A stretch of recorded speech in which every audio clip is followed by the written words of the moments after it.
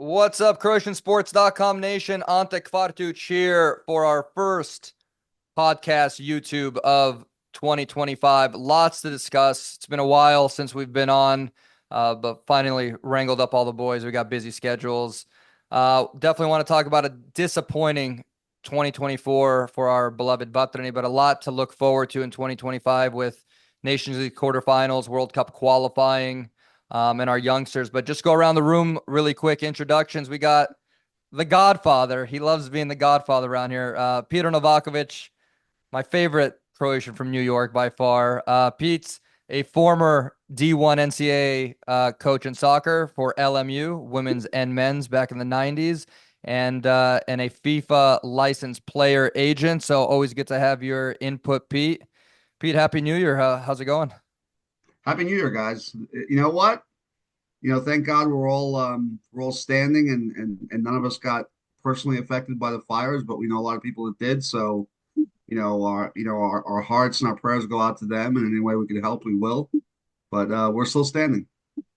Well said, Pete. I mean, it's all of us are in LA, and it's been a rough couple of weeks, especially for Yep. you, Zoric. So Zoric, number one, glad you and the family are okay. Kicking it to you, number one, Hajdukovac here on the West Coast, top three Croatian jersey collector in the whole land. Zoric, welcome back for 2025. Good to be back, guys. Good to be back. It's been a while, but yeah, thank goodness everything went okay with those fires. I mean, at least for me and my family, but a lot of people didn't do so well. So, like Pete said, our thoughts and prayers are with them, and that's about it. We're looking forward to a good year of Croatian football. We'll see what happens. Hopefully, Dalic can change some things, and we can kind of change this kind of slump that we're in. Yeah, yeah, definitely a slump, and we'll definitely chat about it. I mean, there's a lot of good, bad, and ugly that happened in 2024. And last but not least, the Croatian Sports social media manager, Mr. Christian Arasic. What's up, buddy? Well, you did well on that Beckham video in the past week on the gram and on Twitter. Yeah, bringing back some old gold from over a decade ago. Great to be back. Great to see you guys. Shout out Luka Vušković, greatest teenager in the world. What do you guys does? You're older than him, huh? Yeah, By, crazy. by a little bit, Yeah, Jesus I am. Christ. I got 2 years on him. It's just crazy. It's just crazy around here. Well, welcome back, boys, to an exciting 2025. But I want to kind of just roll it back a little and talk about 2024. One of the more disappointing years for Croatian football. To my statistics, we only had 2 wins in competitive matches in 2024, and that was against Poland and Scotland in Nations League. Um, the theme was conceding last second goals. We're talking about Albania, 95th minute at Euro, 98th minute equalizer to Italy that knocked us out. We gave up a late goal to Scotland in Nations League, which was luckily taken away by VAR for offside. We gave up a goal, 85th minute goal to Scotland at Hampden Park in Nations League. We blew a 3-1 lead against Poland. Zoric, I want to start with you. You've been around following this team for a long time. Where do you rank 2024 in terms of bad years for Croatian soccer? I mean, it was disappointing, but when you look at the luck that we had at the last at the last two World Cups, you can't expect to go deep in every tournament. I mean, you look at Spain this year. I mean, the last time they won a tournament was what, 2010? Was it 2000 or 12. Euro 2012? Sorry, 2012, they the won three in a Euros, row. yeah, World Cup and then the Euros. So I mean, they're a big footballing nation, especially in the last 20 years, and they haven't won a tournament, for 12 years. So I mean, for us to medal in back-to-back World Cups, I mean, we were literally seconds away from going through in this last Euro, and then who knows what would happen in the knockouts. So it was an unlucky year, but like you said, I think we saw too much of the same mistakes. We were conceding those late goals over and over again, and something needs to be done. But it's a Personally, it's a I don't know what, but the focus obviously is not there the whole game. But I get it. I get it. This goes to all of us here. Like what happened? How are we conceding last second goals throughout the entire year? And like we feel it. We're all watching the games. No one's texting each other. We're all stressed out. Like what's the problem here? It's a sickness. It's a lot. It's just a nervousness. Like you could feel it in the team. Like in those last minutes, everyone just kind of like I don't know. It's like they stopped playing. Like they're all scared. It's like Yeah. they kind of crumble. I don't know why, but that needs to change. I mean, I remember the Italy game. Pete's yelling like, "Take a red card at midfield. Take that guy out. Take a card. Do not let him shoot." Pete, you were Yeah. screaming that. Like I remember our text threads back in June. Like you coached. What do you teach your players in that scenario? Like you're 5 seconds away from to knocking out Italy out of Euro 2024. We would have knocked them out in the grand scheme of things if we would have beat them. Like like we got lazy that game, and you're screaming. I could hear you. I could hear you through the text messages going, "Take that guy out." It's guys, you know what it is? It's last minute goals and goals right before halftime are a lack of focus, is what it is. Players, and it's really dangerous because if there's been 3 studies on this that I've read about now, and what happens is if you look at a lot of the games, and they did the EPL over the last 25 years, um, a proportionate amount of goals happen in the last 5 minutes of the first half, in the last 8 minutes of the second half, because players start to get tired. They get tired physically, and the worst thing is when they get tired mentally. When you get tired mentally, you don't think. You're not thinking about the whole game. You're not thinking about where the other player is. How close is he to your goal? What do you need to do? Where should you be? What should you be doing? How can you impact the game? And I think I really do think that's part of building a team too, right? You need to incorporate that into your trainings, and you need to incorporate that on how do you hold a game? How do you win a game? How do you win a game 1-0? How do you win a game 2-1, right? So, but it's focus. A lot of it's focus, and with this team, even though it is getting older, that's true. And so, in those late moments in games, you're probably struggling more because the average age of our team is older. But we do have some young players who have come in the second half. But it's just that focus. It's that either that lack of experience from the young players, right, combined with the older players being tired and losing focus, both mentally and physically. But in so many games, in Yeah, back-to-back but tournament games, but not that friendlies, tournament games. no, but that's Crazy. Ante. It doesn't matter. It could be a friendly or a tournament. If you can't focus those last 5 minutes of that first half and those last 5 minutes of that second half, you're things are bound to happen to you. You You're know, gonna be you're I mean, gonna be vulnerable. yeah, Yeah. you're gonna be vulnerable. And, Yeah. and listen, how many goals do we give up on set plays, guys? We're All day, still every not good day. on set. All day, every day. Look, Yeah. like I mean, we're still horrific on. We haven't fixed that issue. So haven't there's a fixed that couple either. I issues. know. There's a couple issues out there, but this issue is a matter of focus and having players commit to play the entire time till that whistle blows. Listen, you never know. Do we all think the referee pasted on an extra 5 or 6 minutes in that Italy game? Absolutely. Yes. It came from nowhere, right? But still, you have to play. The Italians had to play. We have to play. Last We kick of the stopped game. playing and they kept playing. Last kick of the game, back-to-back games. Like that's insane. That's insane. I was watching that game with Christian, and now we're all talking like no one's allowed to watch Croatia games at my house anymore because Pete, you told me that a couple of years ago. You're like, I'm never coming over again. But That's true. the thing is, Christian's a little bit younger than us, huh? Christian, Yep. and I watched that Italy game with Christian. He got to grow up in Croatian football through 2018 World Cup final. He got to see the 2022 Qatar go to the semifinals, the Nations League final. Christian, we didn't speak to each other for a week after the game, and you just left the house, just walking out. I've never seen you so sad. So do you know, like we don't win all the time. Do you know that? Yeah, no, it was gut-wrenching, it was heartbreaking, and I think a big reason why it happened is maybe a little bit of unluck against Albania. It gets in your head, it affects your confidence, and kind of touching up on something that Pete was talking about. When you're on the field and you're tired, your defense is always going to be worse than your offense. You see it in hockey on the power play. There's a reason why you keep the power play unit on longer than the penalty kill. In football, when there's a turnover, the offense is always ready to go. Defense looks tired instantly. It's definitely a mentality thing, and it's also just the way things go, I think. I mean, it's hard to blame Dalic. It's hard to blame anyone in specific. We just lost some veterans. We lost Recycle, Vida, Lovren. It's a changing of the guard Guardiola hasn't been in many moments like this when, his nation's pride is on the line in a tournament such as the Euro, Šutalo, Stanisic. I mean, all these guys, you can't really ask for too much.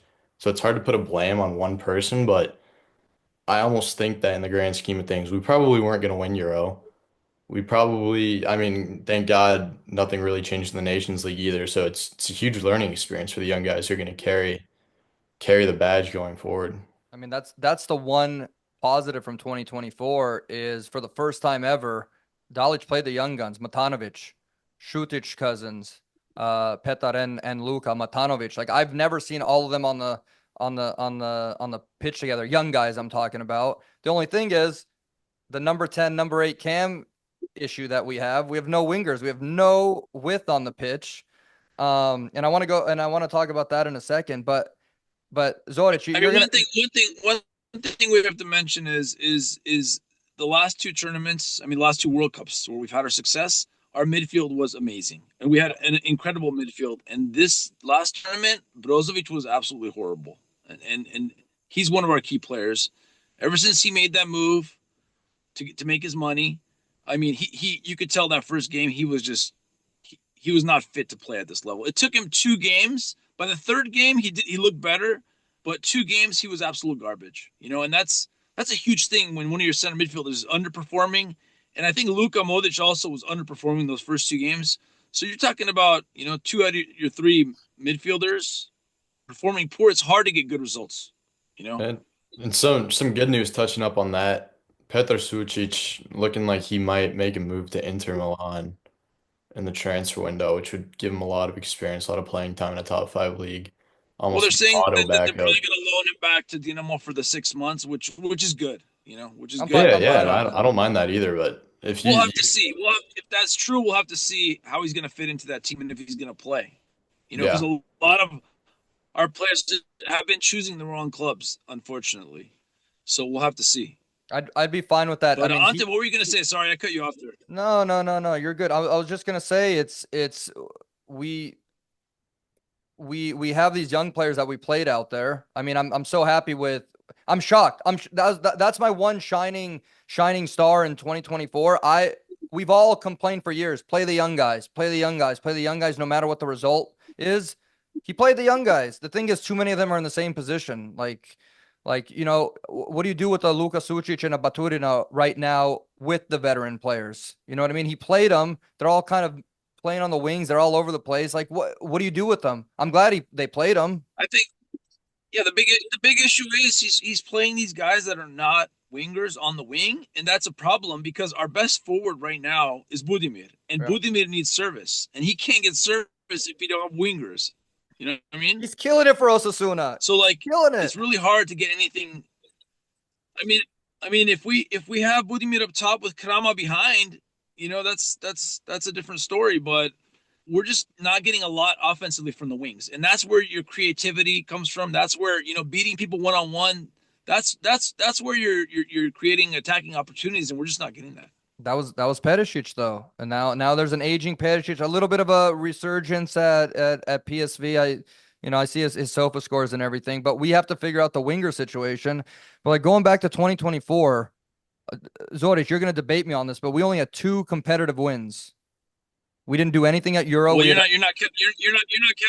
counting the Egypt tournament, right? No, those are 2 friendlies. Those are 2 and we tied Tunisia on penalty kicks. Those are not Croatia B friendlies where they brought our U21 team. That's the A team. So I think I know they're A teams, but I wouldn't say we won a tournament though. I mean, we got medals. We won something. Did any of our players? Zoris, let me ask you a serious question. Did any of our players keep that medal for that Mickey Mouse tournament? I'm sure they did. I'm sure they put it somewhere in the cupboard. What was the name of the tournament? What was the name of the tournament that we won in March? I don't know. Exactly. I don't know, man. Exactly. But look, it's. I'm just going down this, and it was just a weird year. This was our kind of like our second worst year outside of 2017, where we lost to Turkey, we lost to Iceland, we drew Finland, we barely beat Kosovo right before we went to that Ukraine playoff in 2017 before the 2018 World Cup. But I mean, we needed that magical Modric free kick to beat Poland, the one where he chipped the wall from 18 yards out. Like, that was our only goal that game. We blew a 3-1 lead against Poland.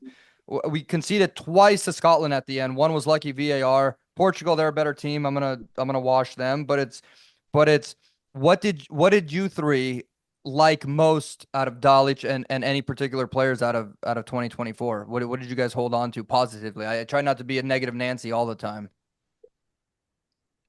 I mean, losing Brozovic is a huge thing for the national team. So seeing a guy like Sucic just come in and perform was really positive. It was a big positive for us, I thought. You know, other young guys stepped in there too. The other Sucic as well.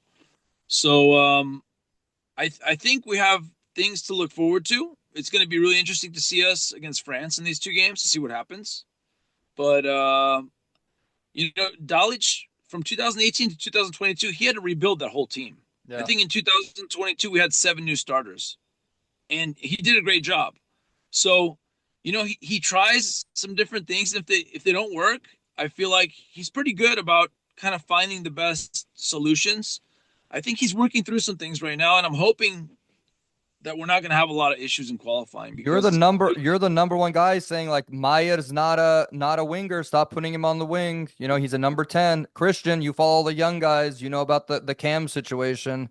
I mean, what are we going to do about our wingers this year and next? Listen, man, we got this kid you got Yamal playing at Barca. Why not throw this kid at 17, 18 years old from Hajduk? I mean, the guy looks good. Durdov, he's scoring goals. He's got a great left foot. He's fast. He's performing. I know it's the HNL, but why not let him play a friendly? Bring him off the bench for 20 minutes. See what he has to offer, right? I also think that Dalic should absolutely call Vuskovic up too and just see how he looks in the back, get him assimilated with Gvardiol, Stanisic once he's healthy again.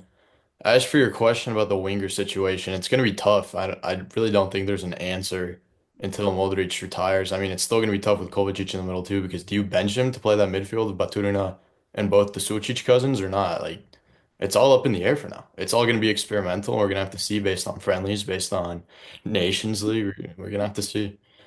I mean, I think we can all agree that Modric is staying until the 2026 World Cup. And like I said 3 years ago, he's going to retire in Croatian checkers. Pete, me and you were at that Real Madrid game at the Rose Bowl 3 years ago. I gave you a ride home. So was Christian.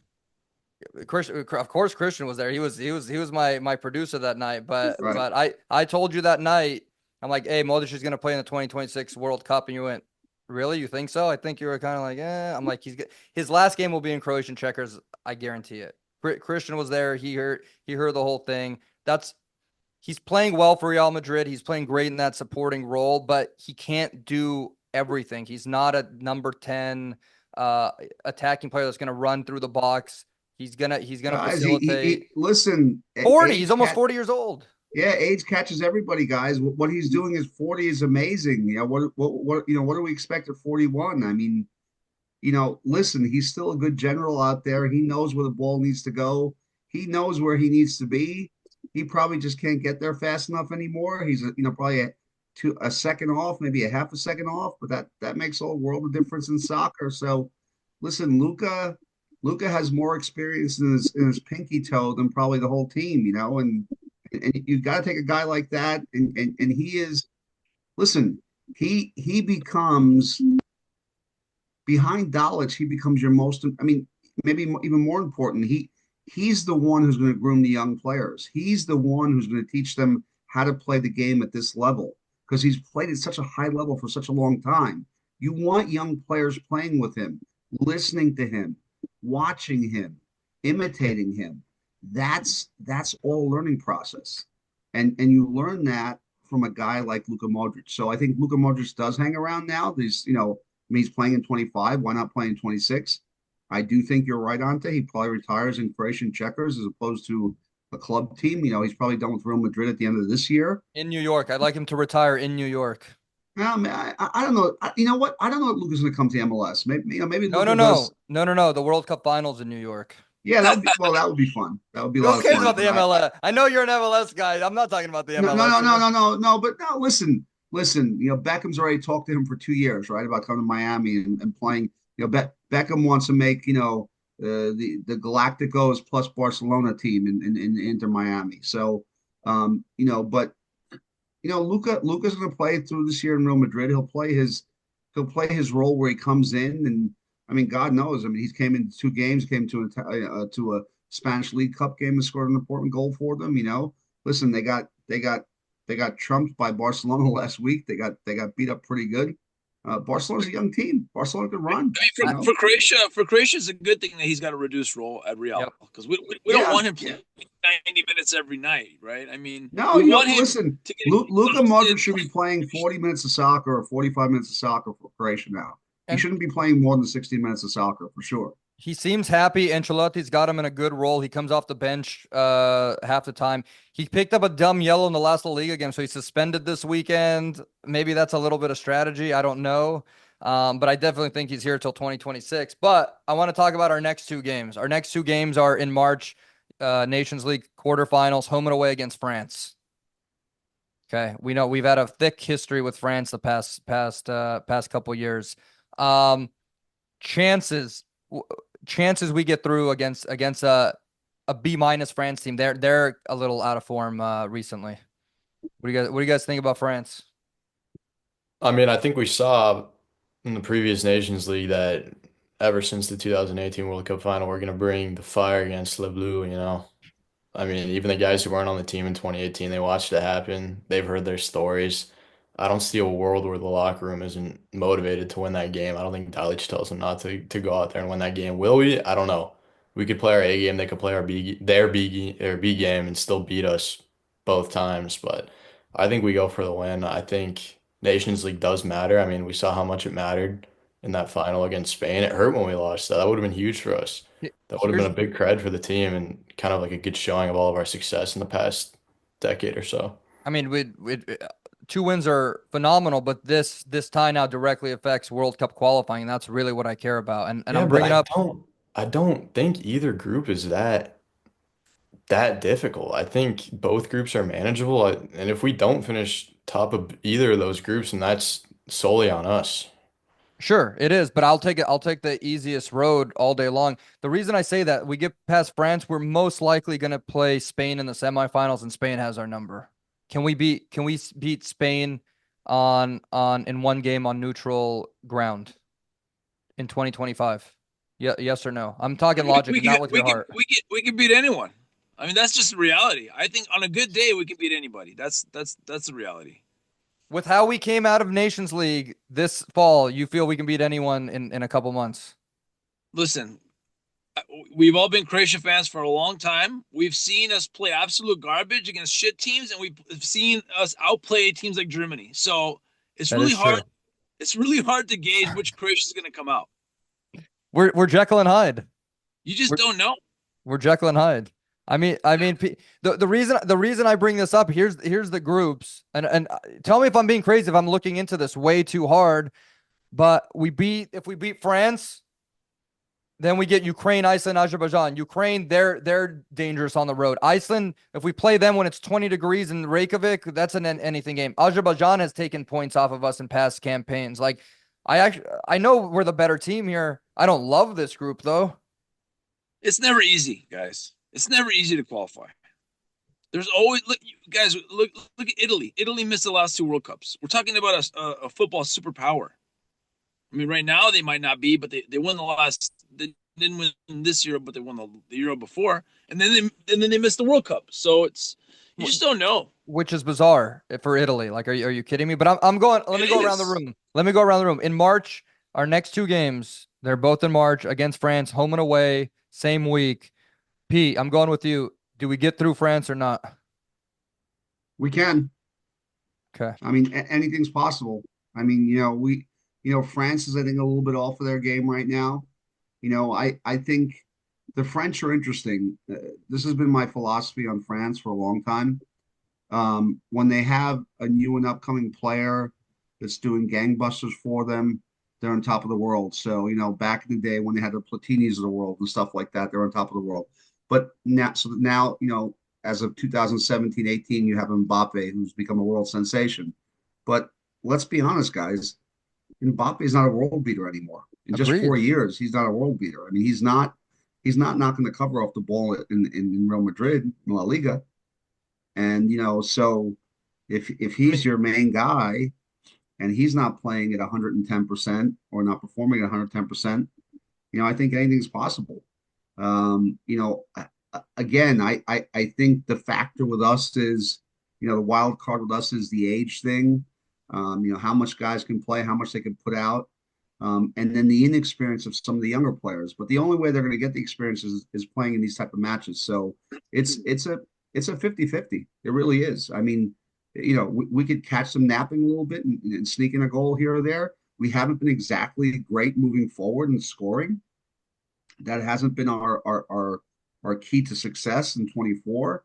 I think we might continue to struggle for that for a while in 25 with that, but I give ourselves chances all the time. We do have good players. of We course have we can guys beat them. Of course you we know, can beat them. That's not the question. But I want to know, someone puts, someone puts you to an ultimate decision. Like, what I want to know what your percentages are on beating France, and then can we get past reigning Euro champion Spain if they get through as well in a one leg? I think I'll tell you what. I think we have the toughest draw. We've got France and we got Spain.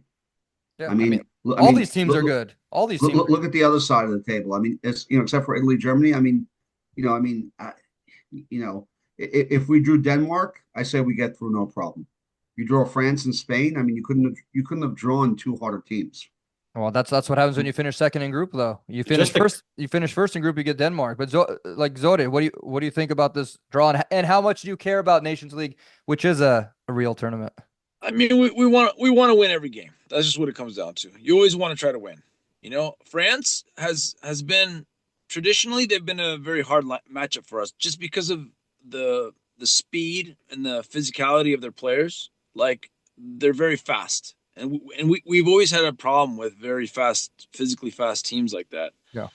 So I mean, France, we've only beaten them once, right? One time, I think. That was it. In I don't even know how many games we played them. Nations League.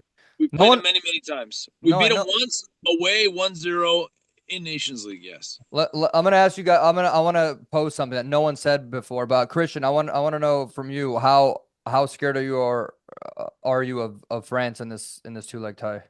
I mean, I think kind of touching up on what everyone has said, they're not on their A game right now. Neither are we, which makes it more of a toss-up. Obviously, we won't be the favorites going into either match, but it's not like I have no hope by any means. But, talking about Spain, Rodri's their best player. He's out for the rest of the year with an ACL injury.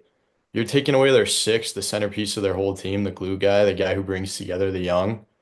I mean, Spain's not even close to the same superpower they are without Rodri in the midfield. I mean, he's a Ballon d'Or winner, arguably Man City's most important player. Would If have you're given it to saying, Vinny. Would have given it to Vinny. Just throwing that out there. oh yeah, no, I absolutely would have too, but we might have given him the Croatian sports curse in Pasadena, but Well, um, look. Speaking of playing of like France and Spain and all these, and Zodis, you brought this up a second ago. Like, who we're gonna put together, wing backs and speed against France.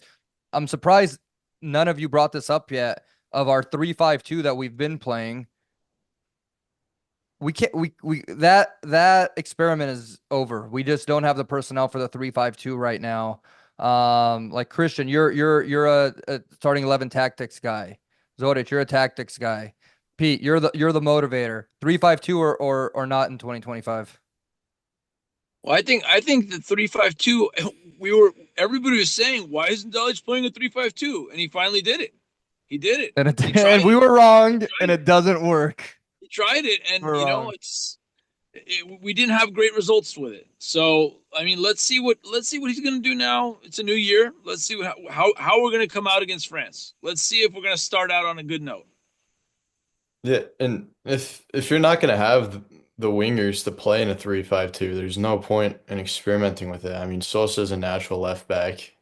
He's not great offensively, at least not the same as he was 2 years ago. Perisic is old. He's going to be out of the team after 2026. We all know that. You got to kind of convert to a 4-2-2 formation where you play everything down the middle, like those club teams you played growing up that just possessed the ball and tired you out and kind of broke the game open late in the second half, and there's nothing you can do. It's hard to fight back against those teams.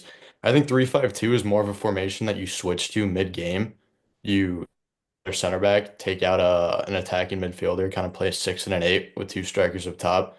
But I mean, our biggest problem has been we can't score goals when we need to score We goals. we And can't if we score because do, and if we do, I mean, at least as long as I've been alive, sometimes they come by a little bit of luck. So I know, but look, we can't push the ball forward offensively because we have nothing on the wings, right? And So then you have Kama in there. He's not really an air threat. So it's like, you don't have much offensive threat there.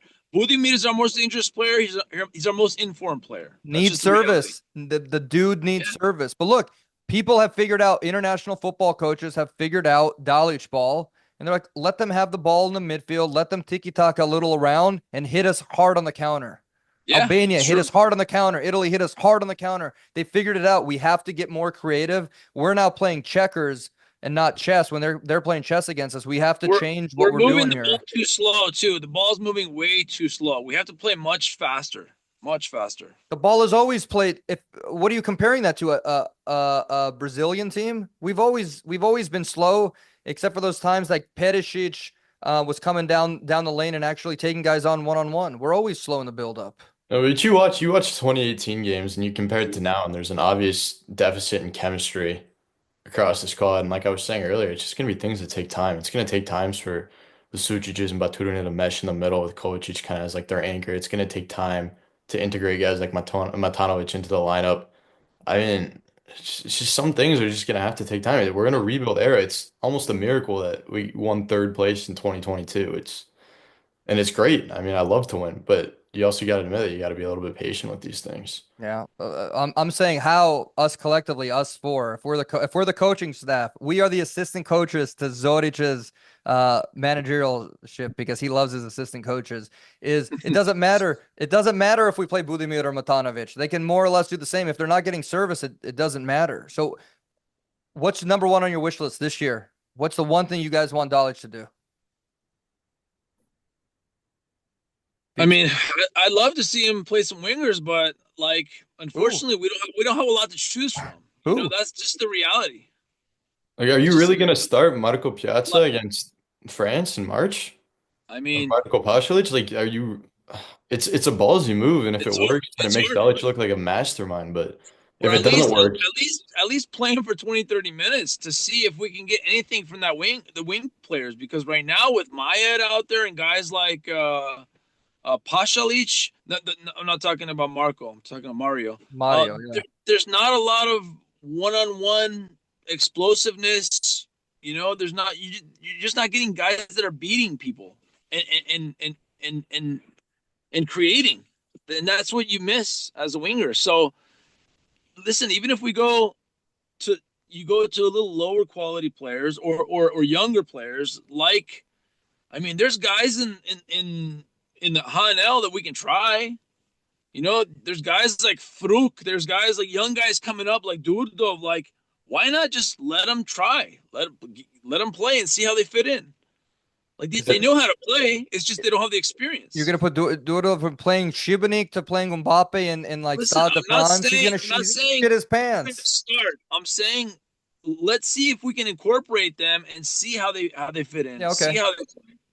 and another option. I mean, if we're talking about how our big guys don't get any service, and you bring in Franjo Ivanovic from the Belgian league, he's been on a tear, an absolute tear. Like, why not bring him in? Yeah, He's not someone who needs service. He's a creator himself too. It's another he's in guy. form. And Matanovic, I don't know what's going on with him, but they just sold that guy Marmoush, and he's still not starting. So I don't know what's happening with him at Frankfurt there. I don't know if he needs to move or.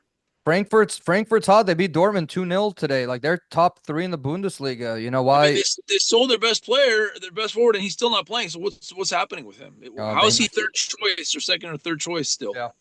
But that's what you said earlier. Like, we have to find, our players have to find the right clubs. I forget who it was on the site this week. I think it was Maminho. He's like, this is what Kramaric gets for being a big fish in a small pond. I'm sure you guys all saw his blow up this week, but good for him to speak his mind, even though that was the most vague blow up I've ever seen ever. He really didn't say it. We got no details at all. No details, just that he's pissed nothing, off. Nothing. Just that I'm mad, and I'd get suspended if I said the things I want to say, but I'm not going to say anything.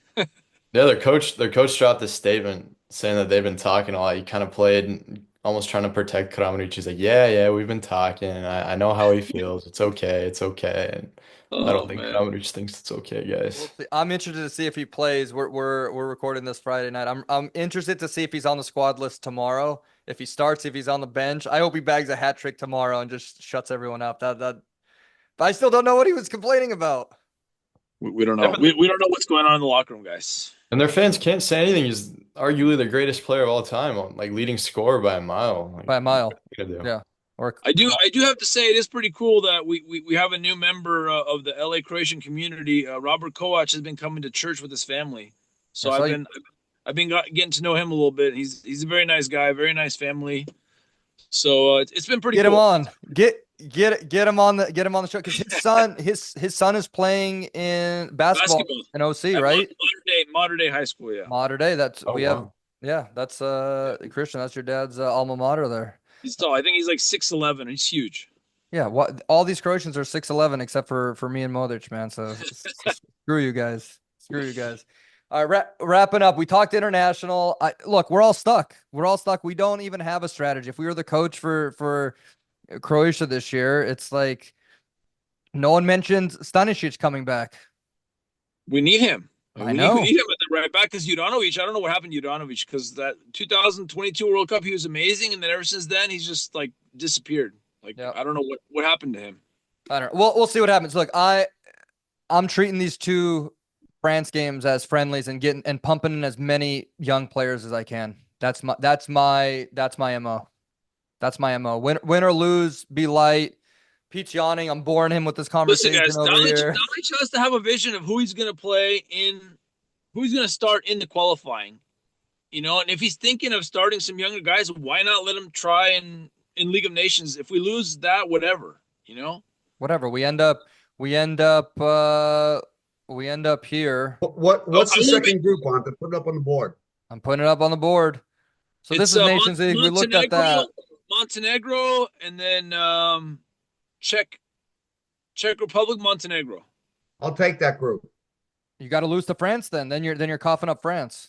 I'll take that group. This is more important. This is for World Cup qualifying. I want to just have a nice qualifying campaign. They're going to play in the That's what I'm United saying. I'll States. take that group. Yeah. I You don't know, can't get guys. past this. Forget about it. If we can't beat Iceland and Ukraine, and then we don't really deserve. I don't We don't really deserve think to go. we don't have I to. know. We'll miss a World Cup if we can't beat Iceland and Ukraine, guys. Of They're course, not superpowers. we've had this conversation a million times. If we can't beat this team on said day, we don't deserve to be there. Of That's course, it. I'll take the easier path though. I mean, what easier path? I mean, That's what I'm saying. How is it Czech really that much Republic easier? is not Yeah. Montenegro's going to lay down for you. Montenegro is going to be like, we were part of fucking Yugoslavia. We want to go fucking beat these. They're going to be motivated like crazy against us. Yeah. But they'll So get- there's no easy qualification. I'm not asking to go undefeated, but they're gonna probably lose points to Czechia. They're not called Czech Republic anymore. Did I miss the memo? Montenegro. I think Montenegro's coach is Prosinecki right now. Prosinecki's gonna coach everyone in the Balkans for God's sakes. He's just making the rounds right now. That's it. He's making the rounds. He's got to try. He's got to try that Akia everywhere. You know. All right. So what you guys are telling me that this group's harder than this group? No. I didn't say it's harder. I'm saying they're both. There's no easy groups. That's what I'm saying. Of course there's no easy groups, but I'm just going like, look, can we get past France and Spain in Nations League, which I don't really care about? Give me the easier group. Give me the easier group. All right, guys. Zoric, I'm going to your favorite part of the show. We're going 10 more minutes and we'll get out of here. Pete's yawning. I'm killing you, Pete. I apologize. No, you're not killing me. I'm good. I apologize. It's late. It's like midnight here on the West Coast. Here we go. Hajduk, engage. Halfway through the season, we got a barn burner here in the HNL. Barn burner. Rijeka Hajduk tied 36 points. Zagreb 7 points. Dinamo behind them. Is this the year, Zoric? Is this the year? I mean, I don't know, buddy. I don't know. No confidence. I've been too optimistic before, and I've experienced nothing but disappointment. So I mean, you have to, when you look at the table, you have to give huge credit to the Rijeka because they're working with a way smaller budget than Hajduk and Dinamo, and they haven't lost a game yet. They're undefeated. Which is a huge thing.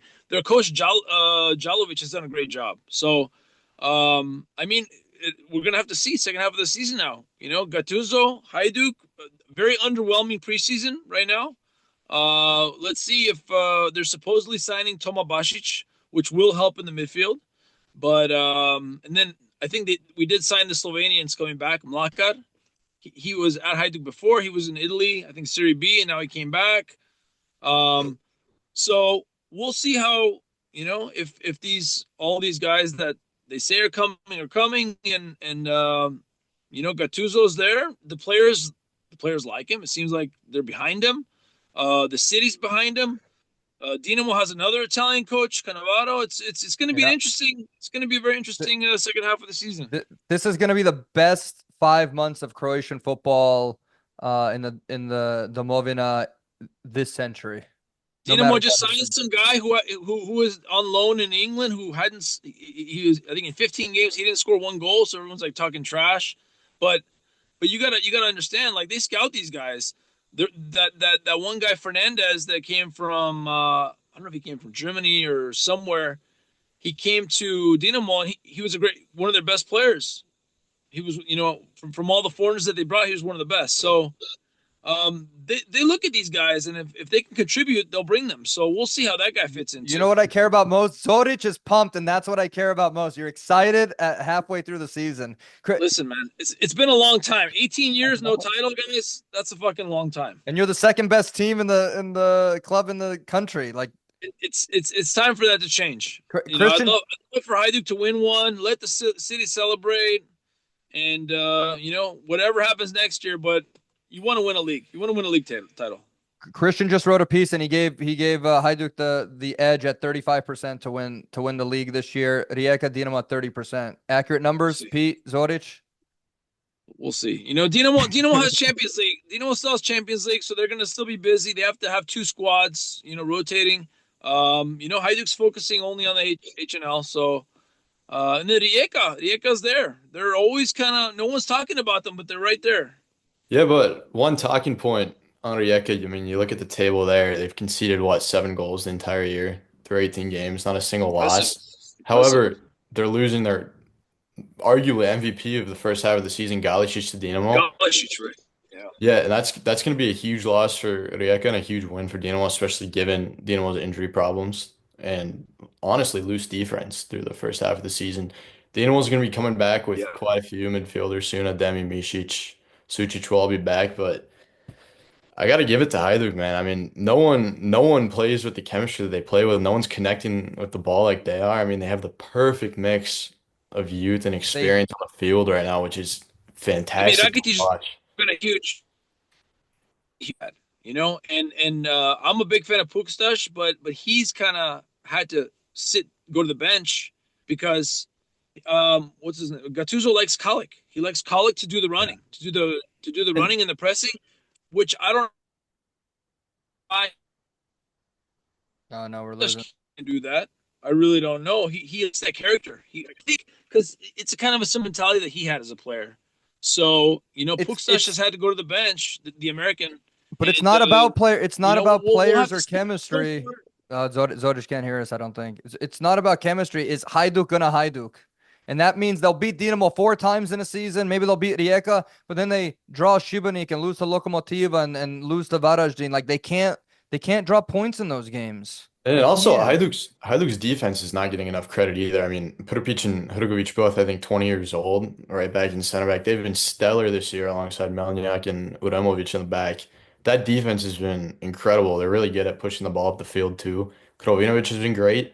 I mean, for the first time, I wrote about this, for the first time in a long time, it's hard to argue that Dinamo has that much of a better player or a better team on paper. Hajduk's right there with them. Don't count Yeah, I Dinamo mean, out. 2 losses to the first half of the season, it's pretty good. I know there were 2 weak losses too, but they have the upper edge on Dinamo. Yeah. And if they can keep that throughout the season, I mean, it might come down to that one game at the end if Rijeka starts to flail without Galicic. So I'm rooting for. Hajduk. I think Gattuso deserves credit for playing Prpić and Hrgović because a lot of people, maybe they thought that maybe they weren't ready yet, and he just pushed them in the fire along with Durdov, who scored some nice goals. I mean, these are very young players, and it's paid off. yeah, Prpić and Hrgović are 2 guys that I can see being key players for the national team mid one day. I can see Yeah, if them. they keep Yeah. developing, absolutely.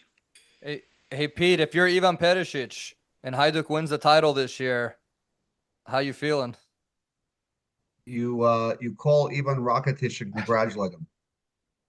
I honestly feel really bad for Perisic. I mean, that guy I is think. not going to Listen, be I able to think go. Hajduk screwed that whole thing up. He's I not think going to be able Perisic to did nothing go. wrong.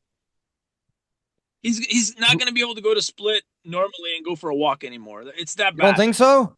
Like how badly that all like came. It was yeah. I mean, listen, I think fans are crazy, man. They're fucking crazy. I know, Like but it's he's imagine gonna have problems. That's all I'm saying. imagine like the prodigal son returns to Split, returns to Poljud. You have Livaya there. You have Rakitic coming in. Like this is the season, and then he makes it 3 weeks because of basically egos with Gattuso. So we'll see how the season ends. The way it ended was just very bad. You know, if he would have just said, "Listen, I'm coming here for 6 months. I want to experience what it's like to play for Hajduk and then go some." He got everybody's hopes up and then he took off. You know, that's kind It of how was it and that's how it ended up. it was bad. You think he'll be that hated when he comes to Split this summer and is hanging out? You think it's I that mean, bad? Hajduk fans are very extreme, man. I think yeah. Listen, he went from a huge legend to now in Split where he's almost like not welcome there. That's how I think. You know, I think a lot of Hajduk fans dislike him now. A lot of Hajduk fans dislike him now. That's just the reality of the situation. I don't, you know, Croatians, man, so but extreme. I'm a big Perisic fan. You're either the best or I'm a you're huge absolutely Perisic. nothing to me. All right, we're Yeah, Zodic, everybody was calling him back. He came back, and then it just didn't work out. we're losing. You're a little choppy there, Zodic. But all right, we'll see what happens. Look, we have a lot to look forward to against France. I was looking for more solutions. I think we have more questions than answers after this session. I think we don't know what direction Dalic is going to go this year and he's going to use and who's going to be healthy. You know, we mentioned 3-5-2. I think he has to can that. I wanted to play 3-5-2 for years. That was a disaster, but we don't have the personnel for it. Is Juranovic going to be healthy? Is Stanisic going to be healthy? Who's going to play a striker? Like we have so many questions. Like Pete, wrapping this up. We're at the hour mark here. Like what are you most excited about in 2025 for Croatian football? I always get excited World Cup qualifying. So that for me, listen, Nation Leagues is nice. It's a really tough draw for us. I mean, getting France, and if you win that, you get rewarded by going to Spain. So but I really get motivated when I see the World Cup starting, World Cup round starting. Teams starting to play. It gives you a better picture maybe of what they're going to do long term. So that's when I really get motivated. I get much more motivated. I mean, I like the Euro qualifying too. Don't get me wrong and all that, but the World Cup is a whole different ball game. I think that's where you really put your big boy pants on and you have to go out there and play. And and those first couple of games for us are going to show us where we stand. No matter which group we're in, we have to play soccer, guys. Yep. Azerbaijan's not going to lay down for Croatia. Like Anta said, Montenegro's never going to lay down for Croatia. We have a target on our backs. You know why we have a target on our backs? Exactly because of what we did in 2018, 2022. We have a huge listen. Do you not think the Albanians thought they won the World Cup when they tied that game with us? Oh, 100%. It was like they won the World Cup. I mean, they Yeah. were going berserk. The whole country was, the whole world. I mean, so everybody, listen, we have as big a target in our back, especially in our part of the world, Mm. as France or Spain does. For sure. When you make it to a World Cup final, and when you win in the next consecutive World Cup, you win third place, you have a target on your back. Yeah. With the Ballon d'Or winner, like Absolutely, you have a target on your back. Modric on the road is getting standing ovations, and that Yeah, well, what a because testament to that they guy. know they know you know why people know this is the last time they'll see a midfielder like that, probably for the next 25, 30 Yeah, for a years. while. And this might be pretty bold, but I think it's safe to say that outside of Argentina and France, we're that number three. We're the third best team throughout the last two World Cups. I mean, no one's had the success that we've had besides for the two winners. I mean, outside of France, yeah, we're the only team to make it to back-to-back semifinals. England Yeah, didn't do it, Belgium didn't do it. I mean, you got to give Right. it to Argentina because they won it all, but Yeah. it's legit now. It's super legit, and that's what makes it fun. And I mean, the World Right. Cup's the greatest tournament in all of sports. Kind of touching up on what Pete's saying, And then and we've raised the bar. We've raised the bar. You know, I mean, all our players, a lot of these guys on the roster now, they won medals. Maybe they weren't starting, but a lot of those guys won medals. They know what it takes. So I think the expectations are always high with Croatia. We're always expected to win. Yeah. and I was young in 2016, so I don't really remember the mood. But how stoked would you guys be to be in the top 8 of Nations League right now, looking at the teams around you? Right now, it's not that big of a deal. We're almost saying lose, but if this is 2016, this is huge. It's Yeah. massive. Yeah. Sure. I mean, I like Nations League for qualifying purposes, but look, I think I just had an epiphany in my head why I don't mind if we lose to France, because I want an easy qualifying group for the World Cup, because if something dumb happened and they don't qualify for the World Cup and it's in our backyard in the United States and in Canada, I would be devastated. I would Heartbroken. be Heartbroken. devastated. Heartbroken. You know what I mean? I think that's in my head. I'm like, I'm already booking my ticket to wherever they're gonna be at. Like they're gonna be here in LA or in the Midwest Hey, gentlemen, you all know World Cup tickets are on sale now, right? already. Yes. No idea. Okay, so World Cup tickets went on sale almost 6 weeks ago. Inglewood and the Rose Bowl, I think, are almost sold out. SoFi. I thought they're not having games at SoFi. I thought it's just Rose Bowl. No, they're going to have games at SoFi. Mm. So they're almost all the games are sold out, and they're all TBDs. All 4 of us are going with press passes, baby. Don't you worry about tickets. I got you guys. I got you need you to make guys. sure we all get press passes. I'm gonna call my buddy that loves me so much, Mr. Davor Shuker. He'll hook it up with the Hannes. Davor, I love you, buddy. I love you. Hey, one more question. One more question. What hurts more, losing to France in 2018 or not qualifying for the World Cup in our backyard? Ugh. Say it again. Say it again, Always Christian. losing the final, guys. What hurts Always more, losing the final. losing in 2018 of France or not making it to the World Cup in our backyard? That's a tough one. I'm always going to say the final. Losing the World Cup final That was hard. devastating. Yeah, that was hard. I mean, you're so close. We were the best. I'll tell you what. Something We that were you the always best team dream at that of. World Cup. We were the best team at that World Cup. I thought so too. Not just the best team, not just where we were running on all cylinders. That first half that we played, the first half was we outplayed France that first half. Of course, we should have been up 2-1 or 1-1. We shouldn't have even been down. Yeah, but guys, when you get the politics and the referees involved and the nonsense with VAR, I mean that whole thing, the handball on Perisic, Griezmann falls down with nothing and they score a goal, a free kick. I mean, it was crazy. Until that free kick, I think Anta said this 1,000 times. Until that free kick, it's hard to play against a team. They didn't touch the ball. I know. I was Zoric. I was at Forum watching that game with 15,000 Croatia, and if we win, players are jumping into Jadransko outside of Forum and Zadar, and it would have been the most magical ending to anything. And that's I know.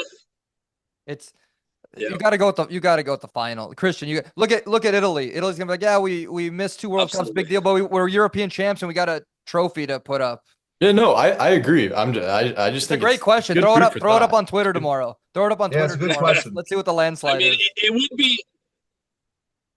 would be depressing. It would be depressing to know you have all these World Cup games. I wouldn't even care about the World Cup, honestly. Yeah, no, neither would I. I don't think I would watch half of it. Croatia was here.